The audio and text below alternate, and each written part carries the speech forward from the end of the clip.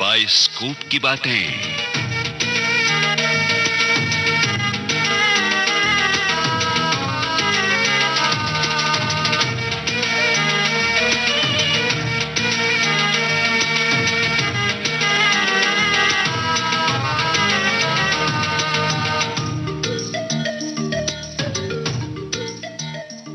Bioscope की बातें आप सुनते हैं हर शुक्रवार को, और सुनते सुनाते आज तक हम 20 फिल्मों का लेखा जोखा जान चुके हैं। आज हम एक ऐसी फिल्म के बारे में सुनेंगे जो सन 1965 में रिलीज और हिट हुई थी। ये फिल्म बनाई गई थी जनता चित्रा के बैनर पर। फिल्म वैसे तो सामाजिक विषय को लेकर बनाई गई थी, लेकिन उस पर धार्मिक वातावरण का असर भी कम नहीं था। असल में इस फिल्म के निर्माता महोदय का दावा है कि ये फिल्म उन्होंने मां जगदम्बा के आदेश पर बनाई थी। जाहिर है, ऐसी भावना के साथ बनाई गई फिल्म भक्ति रस में डूबने से कैसे रहती।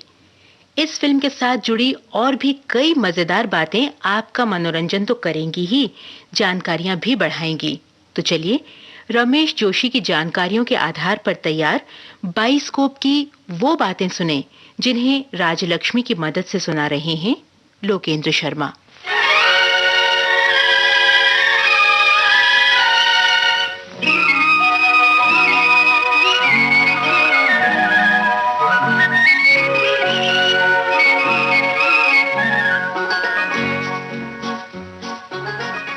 भारतीय मन पर गंगा के नाम का चमत्कारी असर होता है, क्योंकि गंगा केवल एक नदी का ही नाम नहीं है, ये उस पवित्रता की पहचान भी है जो भारतीय संस्कृति के साथ एकाकार है। कथा है कि गंगा स्वर्ग से धरती पर उतरी है। शिव ने इसे अपनी जटाओं में धारण किया है। यह भी मान्यता है कि गंगा जल के बिना मानव की मुक्ति नहीं होती। जाहिर है कि गंगा के प्रति भारतवासियों के मन में जो भावुकता है, उसे पंडों और पुजारियों ने ही नहीं, हमारे फिल्मकारों ने भी अच्छी तरह भुनाया है। जिस देश में गंगा बहती है और गंगा जमुना जैसी सुपरहिट फिल्मों से गंगा जमुना सरस्वती जैसी फ्लॉप फिल्मों तक, गंगा का नाम दर्जनों फिल्मों के पोस्टरों पर शोभित हुआ है। गंगा की सौगंध, गंगा और गीता, राम की गंगा, गंगा और सूरज, गंगा बनी शोला, गंगा जमुना की लहर, गंगा का वचन, गंगा मांग रही बलिदान, गंगा मैया, गंगा, गंगा मेरी मां, गंगा धाम, गंगा अवतरण, गंगा सागर, गंगा तेरे देश में, गंगा मैया तोहे पीरे चढ़ाइबो, गंगा मांगे खून, राम तेरी गंगा मैली और गंगा तेरा पानी अमृत जैसी कई फिल्मों के नाम लिए जा सकते हैं। एक दो अपवादों को छोड़कर गंगा नाम वाली फिल्में पूरी तरह फ्लॉप कभी नहीं हुई, ज्यादातर कामयाब हुई। दोस्तों, ऐसी ही एक कामयाब फिल्म का नाम था गंगा की लहरें।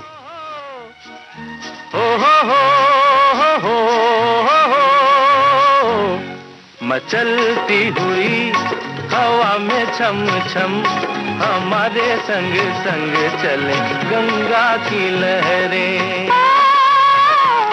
ज़माने से कहो अकेले नहीं हम, हमारे संग संग चले गंगा की लहरें।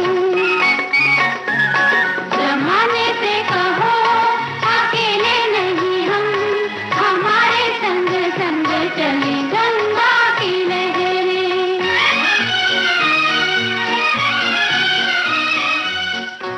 छठे दशक के पूर्वार्ध में बनी फिल्म गंगा की लहरें एक सफल पारिवारिक फिल्म थी। फिल्म में ढेरों करुण दृश्य थे। घर की मर्यादा के पाटों में पिसती हुई नारी के त्याग और बलिदान को खासा महिमा मंडित किया गया था, और ऐसे दृश्यों की भरमार की गई थी जिनमें करुण रस की लहरें दर्शकों को बहा ले जाएं, आंसुओं में नहला दें। फिल्म गंगा की लहरें की सफलता का पूरा श्रेय महिला दर्शकों को जाता है, जिनकी संख्या हर शो में 60% से भी ज्यादा रहती थी। फिल्म देखने के विरोधी बुजुर्गों ने भी कहते हैं कि आग्रह करके अपनी बहू और बेटियों को इस फिल्म को देखने के लिए भेजा था। माँ, अब मैं तेरी और सेवा नहीं कर सकूंगी। मैं सदा के लिए गंगा की गोद में जा रही हूँ। मेरी तुझसे आखिरी प्रार्थना है कि मेरे सुहाग, मुन्नी और मेरी बहन को कभी दुखी न होने देना।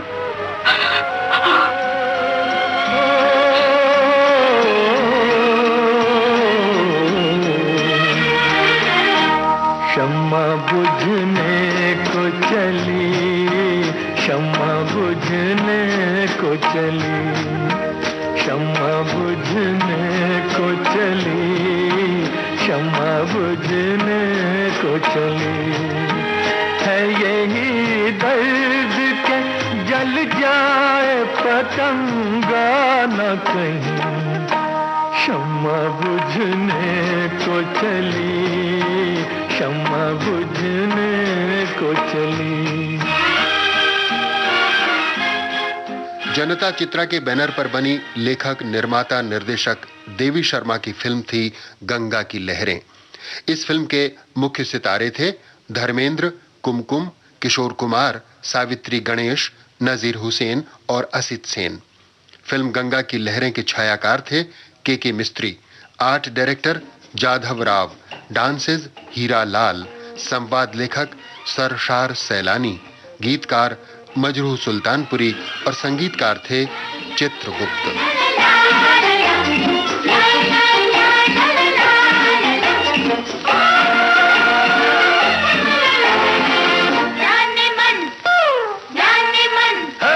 जान मन हंस लो जरा, फिक्र की क्या बात है, हंसने वाला गम करे क्यों, गम की क्या औकात है। जान मन हंस लो जरा, फिक्र की क्या बात है, हंसने वाला गम करे क्यों, गम की क्या औकात है। जान मन हंस लो जरा।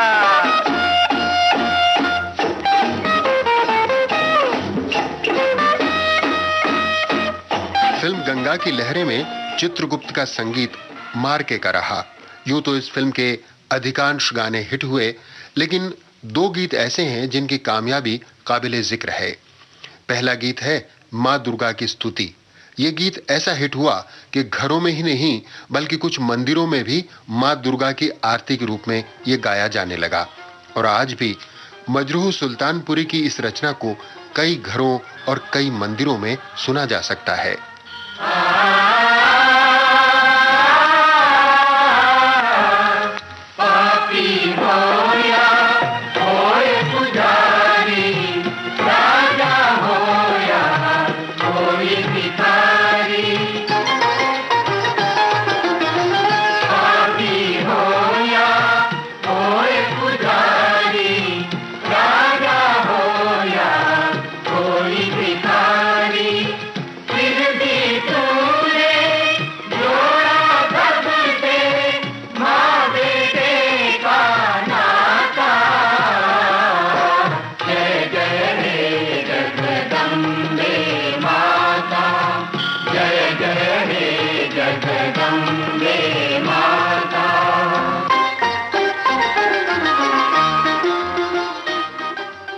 मजरूह सुल्तानपुरी का लिखा और चित्रगुप्त का स्वरबद्ध किया हुआ दूसरा गाना भीख मांगने वाले प्रसंग पर है।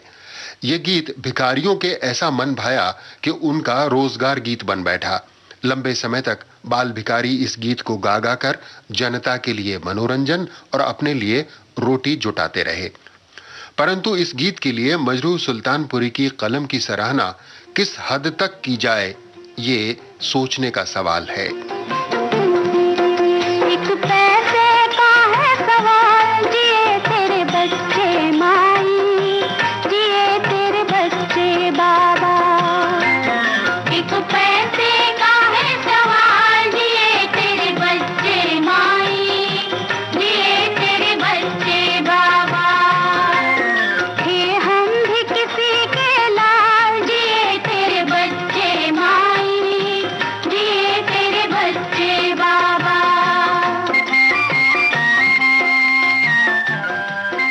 फिल्म गंगा की लहरें के लेखन और निर्देशन में कोई खास बात नहीं थी, लेकिन व्यावसायिक तौर पर जब यह फिल्म कामयाब रही तो उस दौर के फिल्मी पंडितों ने इसे आश्चर्य से देखा।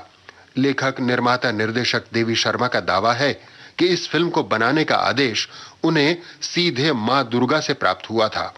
आलोचक उनके इस दावे को उनका हेलुसिनेशन यानी मतिभ्रम मानते हैं, लेकिन एक बात साफ है कि भले ही ये उनका मतिभ्रम था काफी नफे वाला।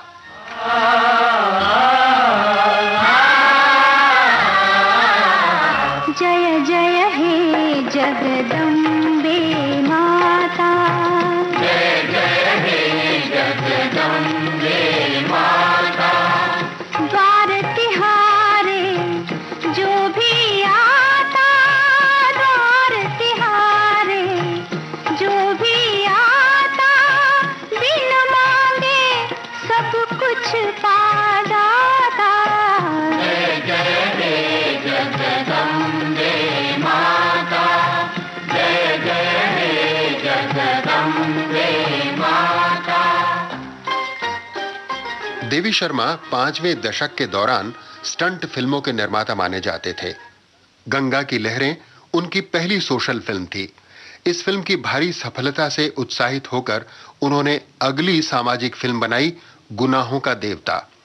लेकिन इस फिल्म पर साहित्यकार धर्मवीर भारती ने अपने उपन्यास का शीर्षक चुराने का आरोप लगाया। निर्माता देवी शर्मा को धर्मवीर भारती के दावे को स्वीकार करना पड़ा और फिल्म के टाइटल्स में इस बात का जिक्र करना पड़ा। यहां आपको यह भी बताते चलें कि डॉक्टर धर्मवीर भारती के उपन्यास गुनाहों का देवता पर बाद में एक था चंदर एक थी सुधा नाम से एक फिल्म शुरू तो हुई, लेकिन यह फिल्म पूरी नहीं हुई और सिनेमा घरों तक कभी पहुंच ही नहीं पाई। वैसे पहुंचती तो जया भादुड़ी और अमिताभ बच्चन की जोड़ी के नाम एक और फिल्म का जिक्र होता। बहरहाल आइए अब आपको देवी शर्मा के बारे में कुछ बता दें। लेखक, निर्माता, निर्देशक देवी शर्मा अपनी किशोरावस्था के दिनों से ही राष्ट्रीय स्वयंसेवक संघ के उत्साही कार्यकर्ता रहे। 1942 में राजनीतिक हलचल के दिन थे वे। सो मजले भाई ने देवी शर्मा को सबसे बड़े भाई केबी लाल के पास मुंबई भेज दिया। केबी लाल उन दिनों के नामवर निर्माता और वितरक माने जाते थे। बंबई आकर देवी शर्मा केबी लाल की कंपनी से जुड़े और फिल्म प्रोडक्शन के साथ साथ डिस्ट्रीब्यूशन का काम भी देखने लगे। उन्हें लिखने का शौक था, सो खाली वक्त में फिल्मों के लिए कहानियां लिखते। एक दिन देवी शर्मा को पता चला कि होमी वाडिया को अपनी नई फिल्म के लिए एक कहानी की तलाश है। देवी शर्मा अपनी कहानी लेकर होमी वाडिया से मिले। होमी वाडिया ने उनकी कहानी पसंद की और उन्हें साइन कर लिया। इस तरह एक लेखक के रूप में देवी शर्मा ने अपना फिल्मी कैरियर आरंभ किया। सन 1954-55 में देवी शर्मा ने अभिनेता वास्ती के साथ मिलकर एक फिल्म बनाने की योजना बनाई। होमी वाडिया के सहयोग और मार्गदर्शन में उनकी सन 1956 में पहली फिल्म बनी बसरे की हूर। ये एक स्टंट फिल्म थी। स्टैंडर्ड फिल्म्स के बैनर पर बनी इस फिल्म के हीरो थे दलजीत और हीरोइन थी चित्रा। डायरेक्टर थे मजनू और संगीतकार चित्रगुप्त। इसके बाद इन्होंने टैक्सी स्टैंड, काली टोपी लाल रुमाल, नाचे नागिन बाजे बीन और किंग कॉन्ग जैसी फिल्में बनाई। किंग कॉन्ग फिल्म में देवी शर्मा ने मशहूर पहलवान दारा सिंह को सबसे पहले फिल्मों में चांस दिया। फिल्म गंगा की लहरें बनाने की प्रेरणा देवी शर्मा को कैसे मिली, इसकी एक दिलचस्प कहानी है और ये कहानी खुद देवी शर्मा पूरी श्रद्धा के साथ सुनाते हैं। देवी शर्मा मां जगदम्बा के उपासक हैं। अपनी फिल्मों की बिजनेस डील करने से पहले वे हमेशा अपने शहर मेरठ जाकर मां जगदम्बा के मंदिर में पूजा अर्चना किया करते थे। फिल्म गोरिल्ला की डीलिंग से पहले वे मंदिर गए। वहां जगदम्बा के ध्यान के बीच में उन्हें ऐसा इल्हाम हुआ जैसे मां जगदम्बा उनसे पूछ रही हैं, क्या जीवन भर स्टंट फिल्में ही बनाता रहेगा? अरे सोशल फिल्म बना, सोशल। देवी शर्मा ने जब पूछा क्या करूं, तो जवाब आया, यहां से सीधे गढ़मुक्तेश्वर जा, वहां गंगा जी की अर्चना करके नई फिल्म शुरू कर। देवी शर्मा ने यही किया। गढ़मुक्तेश्वर जाकर वे नाव द्वारा गंगा के बीचों बीच पहुंचे और पूजा की। वहीं आने वाली फिल्म का नाम उन्हें सूझा गंगा की लहरें। कहानीकार वे खुद थे ही। संवाद सरशार सैलानी से लिखवा लिए और गंगा की लहरें फिल्म शुरू हो गई। हरियाली सी छा जाती है छाँव में इनके आंचल की, हरियाली सी छा जाती है छाँव में इनके आंचल की। सर को झुका के नाम लो इनका, ये तो है शक्ति निर्बल की, हिमालय ने भी चूमे हैं इनके कदम। मचलती हुई हवा में छम छम हमारे संग संग चले गंगा की लहरें। जमाने से कहो अकेले नहीं हम, हमारे संग संग चले गंगा की लहरें।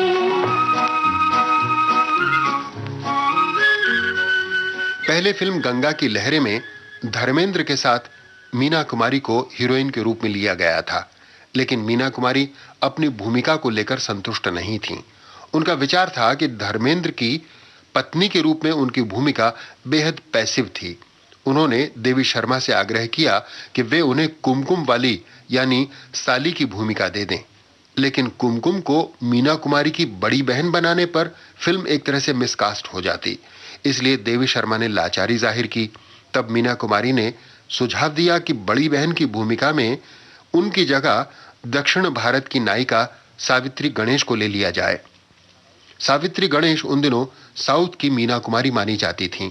देवी शर्मा ने यही किया।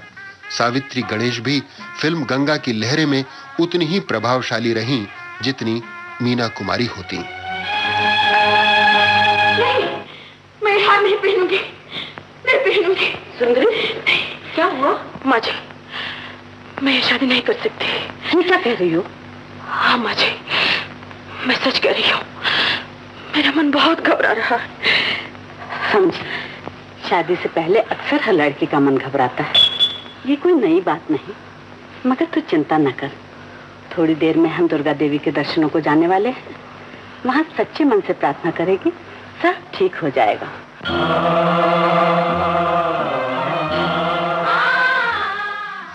फिल्म गंगा की लहरें के दूसरे हीरो थे किशोर कुमार। किशोर कुमार को सन की कलाकार माना जाता था, लेकिन निर्माता निर्देशक देवी शर्मा उन्हें निहायत संजीदा इंसान मानते हैं।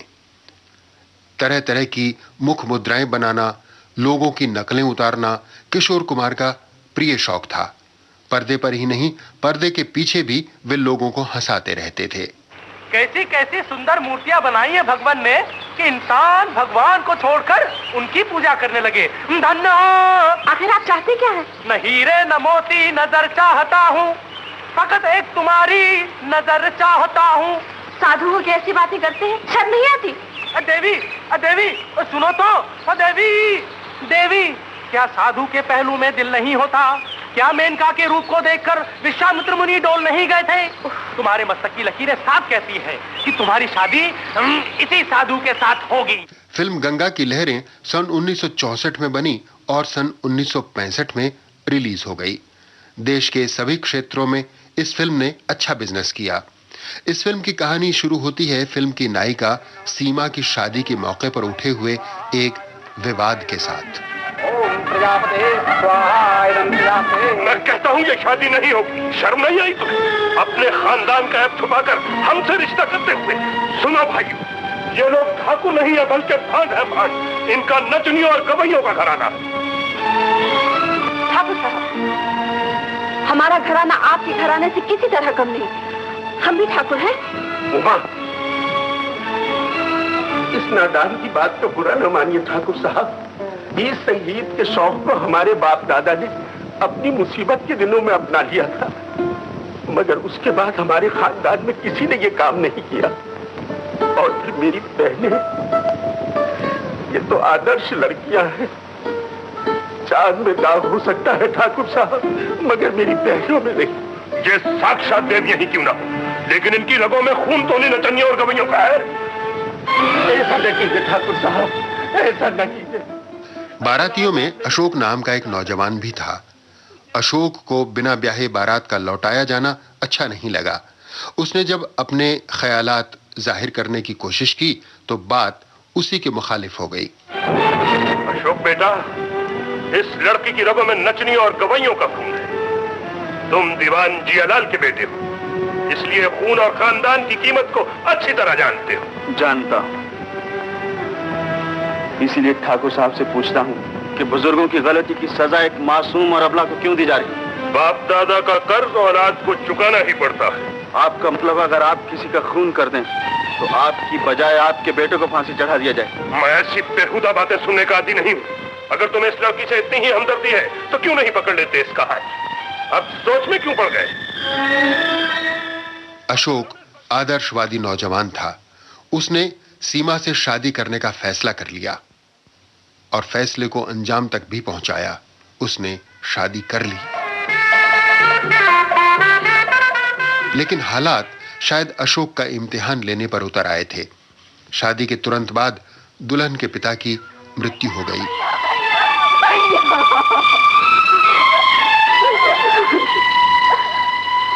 अशोक बाबू, बंसीलाल इस खुशी को बर्दाश्त नहीं कर सके। अब तो इनका अंतिम संस्कार होने के बाद ही विदाई हो सकेगी। नवेली पत्नी के साथ साथ जवान साली की जिम्मेदारी भी अशोक पर आन पड़ी। पत्नी और साली को साथ लेकर जब वो अपने घर पहुंचा तो वहां एक और उलझन उसका इंतजार कर रही थी। क्या तुमको हमारे खत-ओ-तार नहीं मिले? मिले थे पिताजी। फिर भी बाप की मर्जी के खिलाफ एक झोपड़ी में रहने वाली लड़की को तुम्हें अपने साथ लाने की जुर्रत कैसे हुई? आपको शायद मालूम नहीं पिताजी, झोपड़े में रहने वाली उस लड़की के पास शराफत की जो दौलत है अमीरों के महलों में आसानी से नहीं मिलती। आप एक बार चलकर उसे देखिए तो। देखना तो क्या, मैं उसका जिक्र भी नहीं सुनना चाहता, जिसकी बदौलत तुमने कुल की रीत को तोड़ा, खानदान की इज्जत को बचा रखा, बाप की शान में गुस्ताखी। मेरे जीते जी वो इस घर में कदम नहीं रख सकेगी। अगर तुम्हें इस घर में रहना है तो उसका साथ छोड़ना होगा। मगर मैंने उसका हाथ छोड़ने के लिए नहीं पकड़ा पिताजी। तो जाओ, निकल जाओ, जाओ। मेरे मरने के बाद मेरी जायदाद में तुम्हें एक फुटी कोट भी। काम लगा। इन्हें रोकिए मालिक, यही तो एक चिराग है घर का। घर के चिराग को घर फूंकने की इजाजत नहीं दी जा सकती। इसे कहने दो। अशोक ने अपनी पत्नी सीमा और साली उमा के साथ पिता का घर छोड़ दिया। उसने अपना शहर भी छोड़ दिया और दूसरे शहर में चला आया। कुछ समय बाद परिवार में एक नया सदस्य भी आ गया। क्या हुआ? लड़का या लड़की? देख नहीं रही, थाली बजा रही हूँ। लड़की होती तो तवा न बजाती। लड़का हुआ है। अरे उमा, जरा अपना हाल तो देख, क्या हालत बना रखी है। तू जा मुंह हाथ धो ले, मुन्ने को मुझे दे। नहीं दीदी, मुन्ना मेरा बेटा है और मैं मुन्ने की माँ हूँ। तुम सिर्फ इसकी दीदी हो बस। अच्छा दीदी ही सही, मगर जब तक तू मुंह हाथ धो ले तब तक मुन्ने को मुझे दे। नहीं दीदी, मुन्ना मेरे पास रहेगा। तुम तो सिर्फ जीजा जी की सेवा करो बस। मुझे बहुत अच्छी नौकरी मिल गई। सच? हाँ, 300 रुपए की नौकरी। अरे वाह, तब तो जीजा जी मुन्ने के लिए बहुत सारे खिलौने लाएंगे। क्यों मुन्ने? मुन्ना तो अब बहुत। अशोक का बेटा मुन्ना अपनी माँ से ज्यादा मौसी उमा से हिला हुआ था। वो उमा को माँ कहता था और माँ को दीदी। वाह, क्या तब्दील पाई है। ना शादी की और ना ससुराल का मुंह देखा, मुफ्त में माँ बन बैठी। मुन्ना, तुम मुझे माँ मत कहा करो। तो फिर क्या कहूँ? उमा दीदी कहा करो। मुझे माँ अच्छा लगता है। डैडी भी तुम्हें वही माँ कहते हैं ना। उमा मुन्ने को बेहद प्यार करती थी। वही उसकी पूरी देखभाल करती थी। वो उसे घुमाने ले जाती और कभी कभार नौका विहार भी करवाती।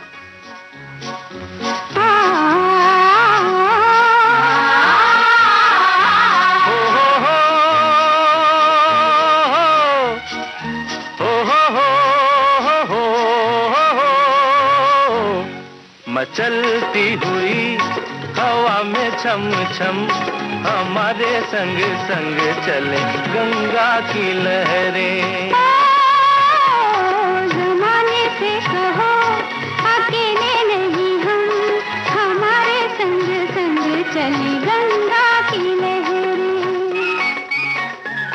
जमाने से कहो। ऐसे ही एक नौका विहार के मौके पर एक दिन एक दुर्घटना हो गई।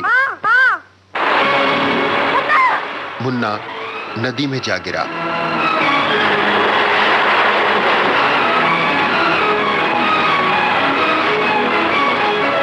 संकट की इस घड़ी में मुन्ने के प्राण बचाए किशोर नाम के एक नौजवान ने। घर पहुंचने पर जब उमा की जवाब तलबी की नौबत आई तो वही खुदाई मददगार यानी किशोर वहां आ पहुंचा। मैं आ सकता हूँ? आइए आइए। यही है जिन्होंने मुन्ने को डूबने से बचाया है, और यह है मुन्ने की डैडी। नमस्ते। बहुत बहुत शुक्रिया आपका। मैं आपका यह एहसान जिंदगी भर नहीं भूल सकता। आप तो मुझे शर्मिंदा कर रहे हैं। आप बैठिए ना। शुक्रिया। ये लीजिए मुन्ने की दवा। इससे अब तुम पियो, मैं तो ठीक हूँ। बड़ा हंसमुख बच्चा है, मगर आप अपनी धर्मपत्नी से कह दीजिए कि वो इस तरह बच्चों को अकेले न छोड़ा करे। ये मेरी धर्मपत्नी नहीं, मेरी साली उमा है।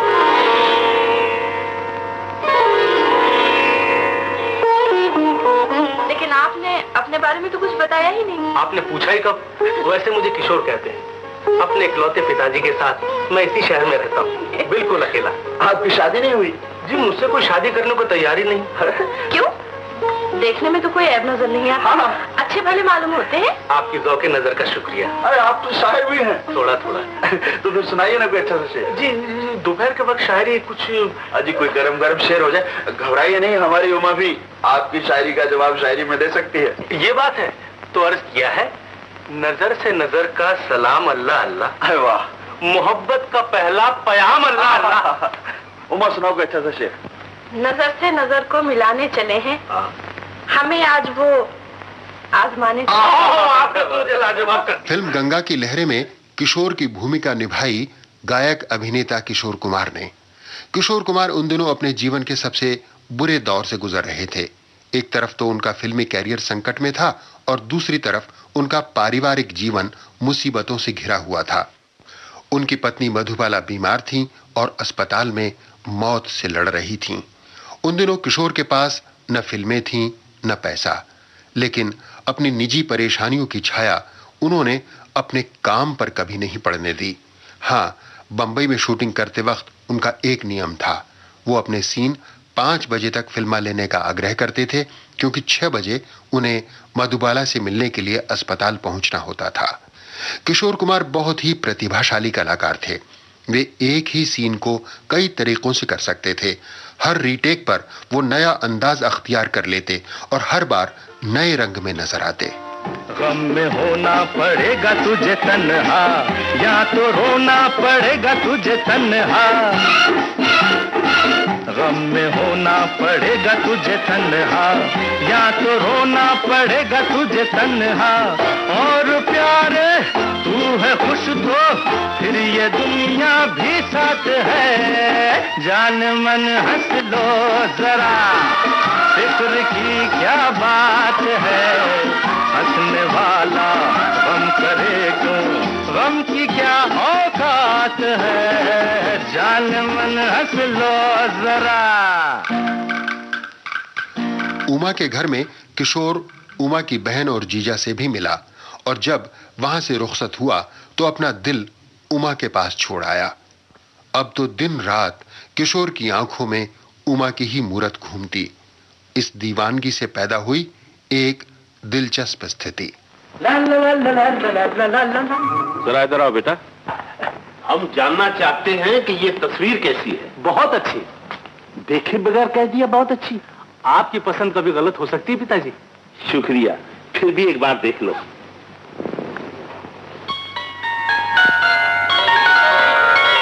क्यों, कैसी है? वाह, क्या तस्वीर है। बहुत अच्छी पिताजी, मुझे बहुत पसंद है। शाबाश, मैं जानता था कि मेरा बेटा मेरी पसंद को कभी ठुकरा नहीं सकता।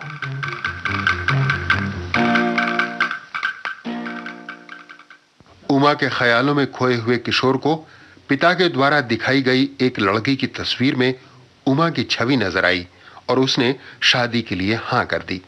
लेकिन बाद में जब ये दीवानगी उतरी और असलियत सामने आई तो किशोर बहुत बौखलाया। इस बौखलाहट में भी एक नई राह निकल आई। अनचाही शादी से बचने के लिए किशोर ने पागल हो जाने का नाटक करना शुरू कर दिया।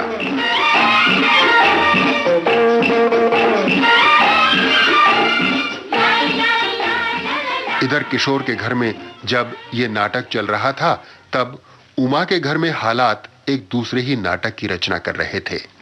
उमा, मेरी नौकरी चली गई। अरे कैसे? उस रोज जब मुन्ना दरिया में गिर गया था, मैंने उनसे छुट्टी मांगी, उन्होंने मुझे नौकरी से ही जवाब दे दिया। लेकिन आप रोज सुबह सुबह जाते कहाँ हैं? घबरा नहीं उमा, मैं काम करूंगी। तुम काम करोगी? हाँ। नहीं नहीं, मैं नौकरी करूंगी। आखिर तुमने मुझे पढ़ाया लिखाया। पढ़ाई लिखाई सिर्फ नौकरी करने के लिए नहीं होती, बुद्धि बढ़ाने के लिए होती है। मैं अब से सिलाई बुनाई का काम करूंगी। अशोक के बेकार हो जाने पर सीमा ने सिलाई बुनाई का काम लेकर घर संभालने की कोशिश की और उमा ने नौकरी की तलाश शुरू की। मैं आपका इश्तिहार पढ़कर नौकरी के लिए आई हूँ। लेकिन मुझे एक ऐसी लड़की की जरूरत है जो मेरे बच्चे की देखभाल कर सके। तो क्या आप सिर्फ बच्चे की देखभाल करने के लिए 150 रुपये महीना दे रहे हैं? मेरा एक ही तो बच्चा है, उसकी तबीयत ठीक नहीं रहती। अगर कोई लड़की गा बजाकर उसका दिल बहला सके तो मैं 150 रुपए तो क्या 200-250 रुपए देने के लिए तैयार हूँ। मुझे ये नौकरी मंजूर है। बच्चे तो मेरे साथ यूं घुल मिल जाते हैं। अच्छा। कहाँ है आपका बच्चा? आओ मेरे साथ। उमा ने सेठ लक्ष्मी नारायण के बीमार बच्चे को देखा तो बस देखती रह गई। ईश्वर बाबू, तुम इसे जानती हो? इनका एहसान तो हम जिंदगी भर नहीं भूल सकते। इन्होंने मुन्ने को डूबने से बचाया था। तो बेटी, तुम चाहो तो अब मेरे मुन्ने को डूबने से बचा सकती हो। मैं तुम्हारा ये एहसान जिंदगी भर नहीं भूलूंगा। ये एहसान कैसा? इनके काम आना तो मेरा फर्ज है। फर्ज हो चाहे कर्ज, अदा करने में देर नहीं करनी चाहिए। तशरीफ लाइए, तशरीफ। अरे आप यहाँ क्यों खड़े हैं? आप तो मेरे बाप हैं। आइए पिताजी, बैठिए बैठिए। आपसे मिलकर बड़ी खुशी हुई। आपने मुझे पहचान लिया? पहचान पर एक बहुत बड़े उस्ताद का छोटा सा शेर याद आया। अर्ज किया है, जुनून के जोश में भी हुक्म तेरा मान लेता हूँ। मैं दीवाना सही लेकिन तुझे पहचान लेता हूँ।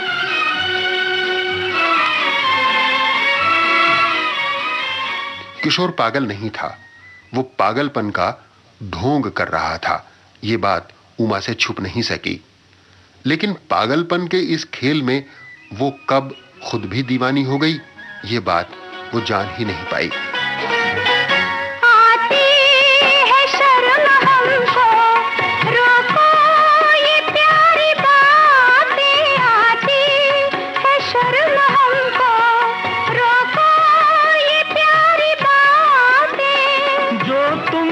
जानते हैं वो जानते हैं तुम्हारी बातें। तुम कह लो शर्म इसको, हम तो अदा कहेंगे, हम तो अदा कहेंगे।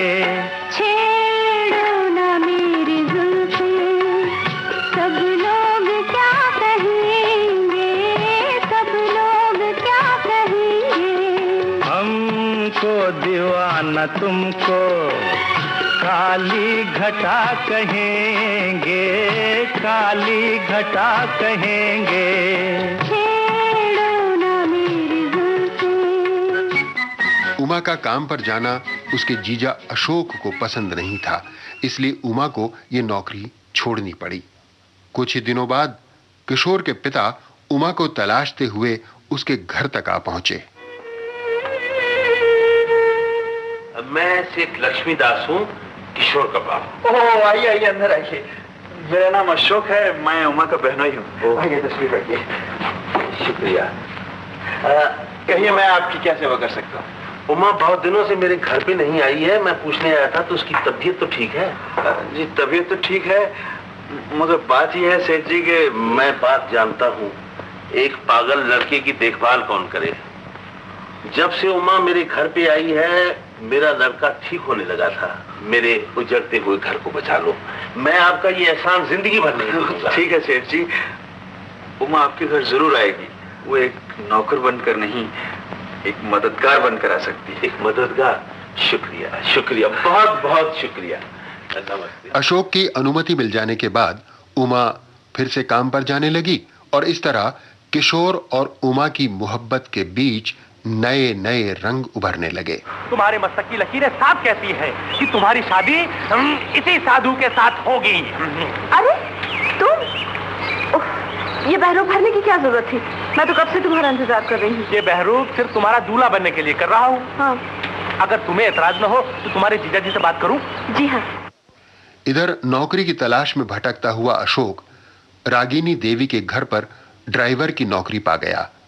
रागिनी देवी अपनी छोटी अपाहिज बहन की शादी किशोर से करवाना चाहती थीं और किशोर उन्हें बेवकूफ बनाकर उमा के साथ शादी करने के सपने सजा रहा था। इसी दौरान एक दिन अशोक हालात के हाथों अजीबोगरीब ढंग से एक शिकस्त खा गया। कुछ दिखाई नहीं देता सीमा। मैं डॉक्टर को बुला के लाती हूं।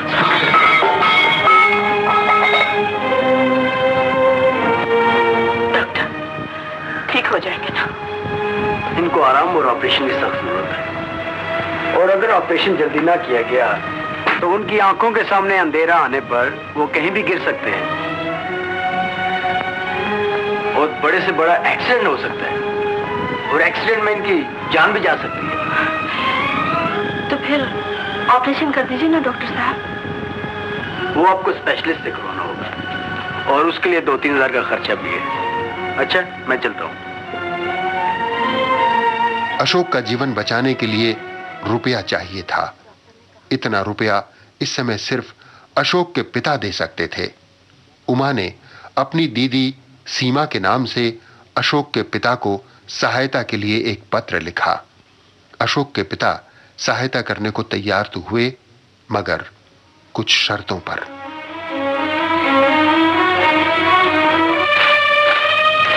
तुम्हारा खत मिला। दुख हुआ कि तुमने मेरे बेटे को इस हालत तक पहुंचा दिया। अगर तुम उसकी जिंदगी से निकल जाओ तो इस घर का दरवाजा हमेशा उसके लिए खुला है। फैसला तुम्हारे हाथ में है। उमा ने सीमा और अशोक से छुपाकर पत्र लिखा था, परंतु पिता का जवाब सीमा से छुप नहीं सका। ससुर का पत्र पढ़कर वो अवाक रह गई, परंतु उसे कोई न कोई फैसला तो करना ही था। इसलिए रात के अंधेरे में सीमा चुपचाप घर छोड़कर निकल गई, दुनिया छोड़ने के लिए।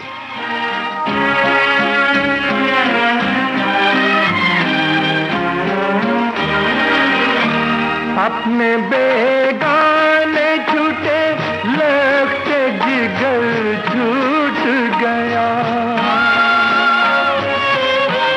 अपने बेगाने छूटे लगते जिगर छूट गया।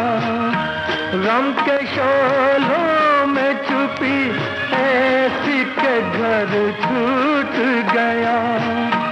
डूबने पानी में नसीबों की जली शम्मा बुझने को चली, शम्मा बुझने को चली। है यही दर्द के जल जाए पतंगा न कहीं, शम्मा बुझने को चली, शम्मा बुझने को चली। सीमा ने मरने के लिए गंगा में छलांग लगाई, परंतु वो मर नहीं पाई। एक आदमी द्वारा बचा ली गई। तुमने इस बेचारी को गंगा से निकालकर बड़ा अच्छा किया। थोड़ी दूर और बह जाती तो बिल्कुल मर चुकी होती। मैं कहाँ हूँ? तुम लोग कौन हो? मैंने तुम्हें गंगा से निकाला है और ये वैद्य जी हैं। मगर तुम गंगा में गिरी कैसे? गंगा में? हाँ। मैं कब गिरी गंगा में? मैं तो गंगा के पास भी नहीं गई। ये तुम क्या कह रही हो? हाँ, सच कह रही हूँ। क्या तुम्हें कुछ भी याद नहीं?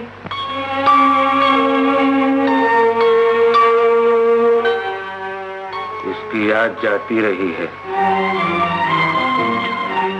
सीमा इस हादसे में अपनी याददाश्त खो बैठी। एक बदमाश ने इस हालत का फायदा उठाने की कोशिश की, मगर सीमा अपनी इज्जत बचाने के लिए वहां से भाग खड़ी हुई और एक डॉक्टर के आश्रय में जा पहुंची। तुम कौन? मुझे बचाइए, एक गुंडा मेरा पीछा कर रहा है। कौन हो तुम? एक लड़की शायद इधर आई है, उसे देख रहा हूँ। ये हॉस्पिटल है, यहाँ सिर्फ मरीज आते हैं। जाओ यहाँ से। जाते हो कि पुलिस को बुलाओ? जाओ। अच्छा बाबा, जाता हूँ। मैंने कहा जाओ। क्यों चिल्लाते हो? तुम कहाँ रहती हो? मालूम नहीं। तुम्हें जाना कहाँ है? ये भी मालूम नहीं। ताज्जुब है, मगर इतना तो मालूम होगा कि तुम कौन हो। तुम्हारा नाम क्या है? लोग सुंदरी कहते हैं। अच्छा, अब मैं चलती हूँ। ठहर, वो गुंडा फिर मिल गया तो? आत्महत्या कर लूंगी। क्या बात है बेटा? माँ, ये कोई दुखिया मालूम पड़ती है। एक गुंडे से बचने के लिए यहाँ छुप गई थी, बिल्कुल बेसहारा है। हमारे अस्पताल में काम करोगी? हाँ बेटी, यहाँ काम करोगी तो दुखियों की सेवा होगी, और दुखियों की सेवा करने से तुम्हारा दुख कम होगा। अशोक रागिनी देवी की कार चलाता हुआ एक्सीडेंट कर बैठा था और घायल होकर उसी अस्पताल में पहुंच गया जहां उसकी पत्नी सीमा नर्स का काम कर रही थी। Very urgent case to be immediately operated to the theatre. Doctor Ballaj को इन्फॉर्म करो, उनका केस। मोटर कार एक्सीडेंट, बहुत खतरनाक एक्सीडेंट है डॉक्टर। इन्हें जल्दी ऑपरेशन थिएटर ले चलो। अस्पताल का डॉक्टर इस नर्स से प्यार करने लगा था। याददाश्त खो जाने के कारण सीमा अपने पति अशोक को पहचान नहीं पाई। अब कैसी तबीयत है आपकी? सीमा जी, मैं नर्स हूँ। मेरा नाम सुंदरी है। ओह, मुझे गलतफहमी हो गई नर्स। आपकी आवाज मेरी सीट से बहुत मिलती है। कोई बात नहीं, हम लोगों को ऐसी समानता अक्सर देखने को मिलती है। यहाँ तक कि कभी कभी दो मरीजों के चेहरे भी मिलते जुलते होते हैं। मगर आपका ये एक्सीडेंट हुआ कैसे? मेरे गुनाह की सजा देने के लिए मुझे मेरी सीमा की जगह किसी दूसरे का चेहरा देखने के लिए मत किया गया था। सीमा का चेहरा हटने भी न पाया कि ये एक्सीडेंट हो गया। आप सीमा को बहुत चाहते हैं? नहीं नर्स, मैं भी यही समझता था कि मैं सीमा को बहुत चाहता हूं, लेकिन मेरे प्यार में कोई कमी जरूर थी, वरना ये एक्सीडेंट मुझे उसके पास जरूर पहुंचाता। सीमा और अशोक के पीछे उनका घर बेसहारा हो गया। घर में न खाने को कुछ था, न खरीदने को। इस हालत में अशोक का बेटा मुन्ना भीख मांगने के लिए सड़क पर उतर आया।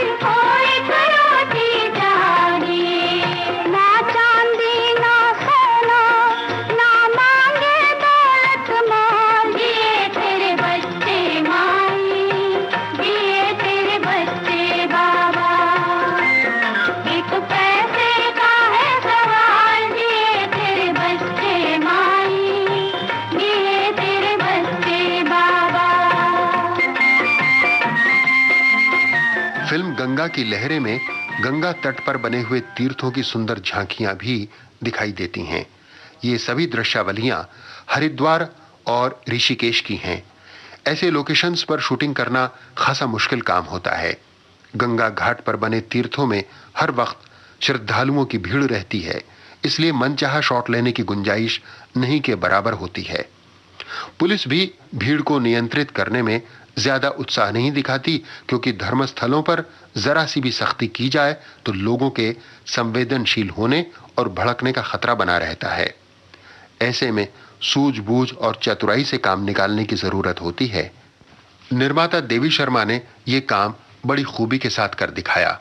एक दिन शूटिंग देखने के लिए रुड़की कॉलेज के छात्रों का जमघटा आन पहुंचा। उनके शोर और फिक्रेबाजियों से शूटिंग करना मुश्किल होने लगा। देवी शर्मा छात्रों के पास गए और लीडर से दिखाई देने वाले छात्रों के साथ बात की। इन लीडरों ने शूटिंग के दौरान अनुशासन बनाए रखने की जिम्मेदारी खुद कबूल कर ली और पूरे दिन स्वयं सेवक बनकर छात्रों को ही नहीं बल्कि दर्शकों के हुजूम को भी वे नियंत्रित करते रहे। उनके सहयोग से एक दिन में 2 दिन का काम पूरा हो गया। ऐसी ही एक और मजेदार घटना हरिद्वार के घाट पर शूटिंग करते समय हुई। शूटिंग के लिए जिस जगह कैमरा लगा हुआ था उसके ठीक सामने कुछ दूरी पर एक पहलवान जी आकर कसरत करने लगे। पहलवान मियां को वहां से हटाने की जुर्रत कौन करता भला। आखिर देवी शर्मा पहलवान के पास गए और उसके डौलों की तारीफ करने के बाद पहले तो उसे खुश किया, फिर गंगा घाट की भीड़ और भीड़ के कारण शूटिंग में आने वाली दिक्कत के बारे में बताकर कुछ मदद करने का आग्रह किया। पहलवान जी इस इल्तिजा को सुनकर फूल गए और कसरत का इरादा छोड़कर भीड़ को नियंत्रित करने में जुट गए। बस पूरी शूटिंग आराम से हो गई। हरिद्वार और ऋषिकेश के श्रद्धालुओं को देखकर फिल्म यूनिट के सदस्यों ने भी रोज सुबह नियम से गंगा में नहाकर अपने जाने अनजाने पाप धोने का नियम बना लिया था। हां, अकेले किशोर कुमार इसके अपवाद थे। वे जितने दिन हरिद्वार में रहे कभी गंगा नहाने नहीं गए। उनका कहना था कि गंगा का पानी गंदा है और इसमें नहाने वाला बीमार पड़ सकता है। वे हमेशा अपने बाथरूम में ही नहाते रहे। हाँ, वैसे जब गंगा की लहरों का गुणगान उन्हें गाने में करना पड़ा तो शब्दों को किशोर ने अपनी स्वर गंगा में बड़े प्यार से नहलाया। साथ दिया है इन लहरों ने जब सबने फेर लिया, साथ दिया है इन लहरों ने जब सबने मुंह फेर लिया। और कभी जब गम की जलती धूप ने हमको घेर लिया तो इनके ही कदमों में छुप गए हम। मचलती हुई हवा में छम छम हमारे संग संग चले गंगा की लहरें। जमाने से कहो अकेले नहीं हम, हमारे संग संग चले गंगा की लहरें। फिल्म गंगा की लहरें की कहानी में बहुत से मोड़ और बहुत से पेंच हैं। अस्पताल में अशोक और सीमा की भेंट तो हुई, लेकिन अशोक की आंखों पर पट्टी बंधी हुई थी और सीमा को कुछ भी याद नहीं था। अस्पताल के डॉक्टर की मां सीमा को अपनी बहू बनाना चाहती थी और उधर उमा को जब कुछ नहीं सूझा तो वो मुन्ने को लेकर अशोक के पिता के पास जा पहुंची। अशोक के पिता गलती से उमा को ही अशोक की पत्नी समझ बैठे। घर के नौकर को भी यही गलतफहमी हुई। उमा ने उन्हें समझाना चाहा, लेकिन वे कुछ और ही अर्थ लगाते रहे। माँ, देखो डैडी का फोटो यहाँ कैसे आ गया? ये तुम्हारे डैडी की डैडी का मकान है बेटे। अरे डैडी के डैडी कौन है? ये क्या खड़े हैं तुम्हारे पास? नमस्ते करो इन्हें। नमस्ते करो मुन्ने। डैडी के डैडी नमस्ते। अरे मुन्ना मुन्ना मुन्ना, आज से तुम हमारे पास रहोगे। और मेरी माँ? वो भी यहीं रहेगी। माफ कीजिए, गरीब के पांव धनवान के घर शोभा नहीं देते। पिछली बातों को भूल जाओ बहू। आपको गलतफहमी हुई है, मैं आपकी बहू नहीं हूँ। उसे तो आपने कभी का मार डाला। मैं तो सिर्फ कहने को मुन्ने की माँ हूँ। अब और शर्मिंदा मत करो। अगर इस घर की मालकन बनकर नहीं रह सकती हो तो मुन्ने की माँ बनकर तो रह सकती हो। मामा तुम यहाँ नहीं रहो, मैं भी यहाँ नहीं रहूंगा।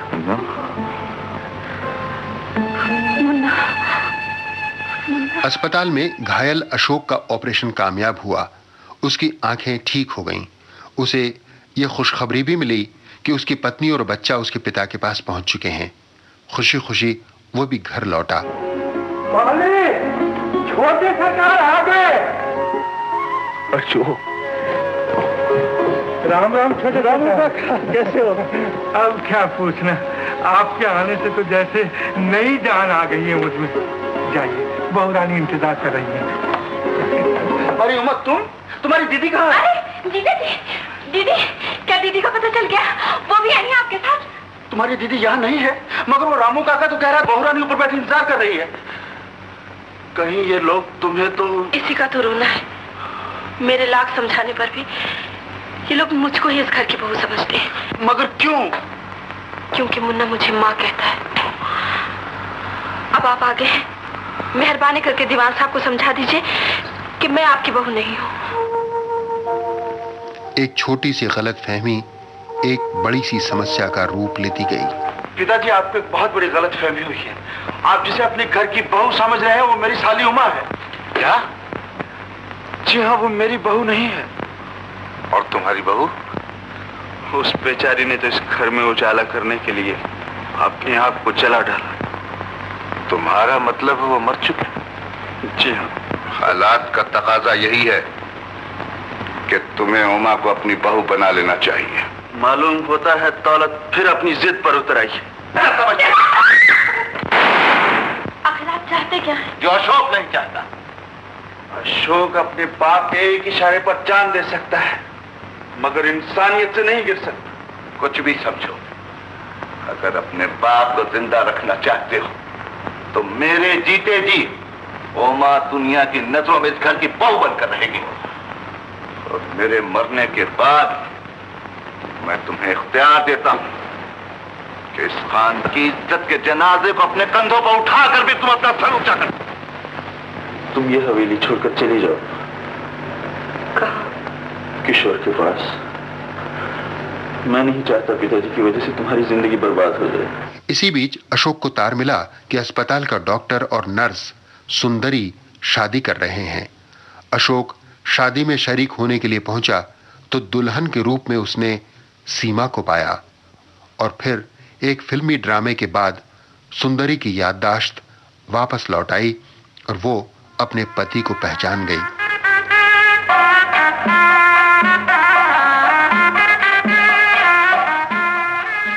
मूल कहानी के अंत में किशोर और उमा की मौत होनी थी, लेकिन अपने मित्रों, शुभचिंतकों और वितरकों की राय पर देवी शर्मा ने कहानी का यह अंत बदल दिया और किशोर और उमा का मिलन करवा दिया।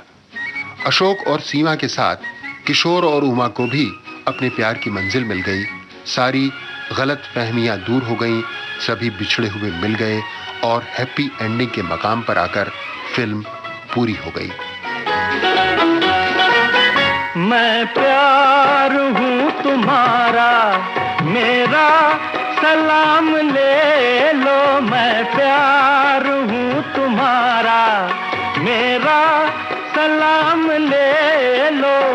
तुम इसको प्यार समझो, तुम इसको चाहत का नाम दे लो, लेकिन जमाने वाले इसको खता कहेंगे, इसको खता कहेंगे।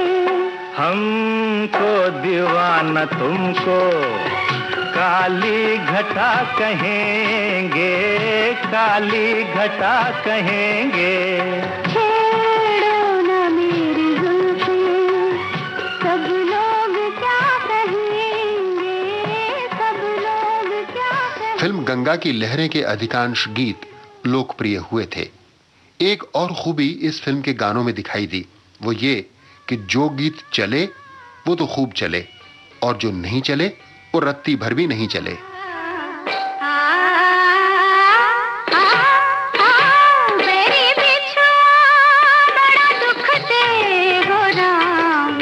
शोर करे झन झन झन झन झन झन, मेरी बिछुआ बड़ा दुख दे हो राम। शोर करे झन झन झन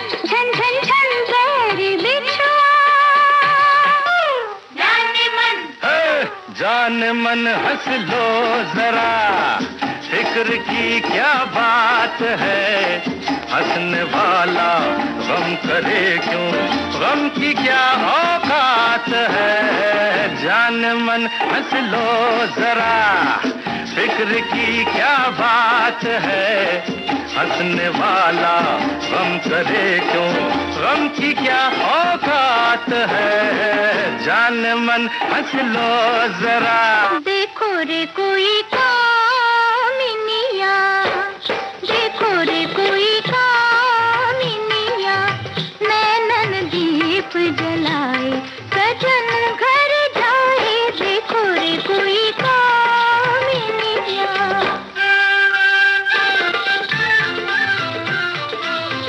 फिल्म गंगा की लहरें में भारतीय नारी के त्याग और बलिदान को महिमा मंडित किया गया है। शायद फिल्म की सफलता का कारण भी यही था। इसी कारण ये भावुक महिला दर्शकों द्वारा बहुत सराही गई। लेकिन यह भी कहना पड़ेगा कि यह फिल्म कोई तर्कपूर्ण नैतिक संदेश देखने वालों तक नहीं पहुंचाती।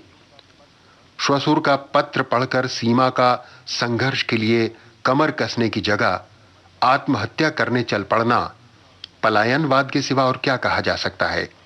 इसी तरह अशोक के पिता का उमा को घर की बहू समझ लेना और बाद में लोक लाज की दुहाई देकर अशोक से उमा को पत्नी बना लेने का आग्रह करना भी अटपटा सा लगता है।